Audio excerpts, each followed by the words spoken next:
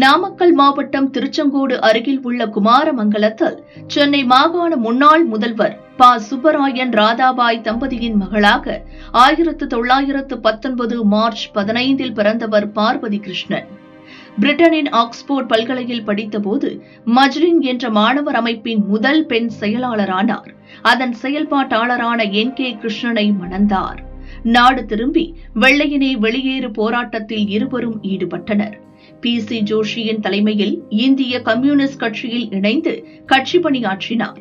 கட்சி தடை செய்யப்பட்டு கணவர் சிறை சென்றபோது இவர் தலைமறைவானார். சுதந்திரத்திற்கு பின் கம்யூனிஸ்ட் தொழிற்சங்க பொருளாளராகி கோவை மில், நீலகிரி, வால்பாறை தேயிலை தோட்ட தொழிலாளர்கள், திருப்பூர் மில் பெண் தொழிலாளர்கள் உரிமைகளுக்காக பல போராட்டங்களை நடத்தினார். 1957 ராஜ்யசபா, 1974, 1977 லோக்சபா MP-யாக தேர்ந்தெடுக்கப்பட்டார். பரம்பிக்குளம் ஆழியாறு பாசன திட்டத்திற்காக போராடிய இவர் 2014 பிப்ரவரி 20 தன் 94வது வயதில் மறைந்தார்.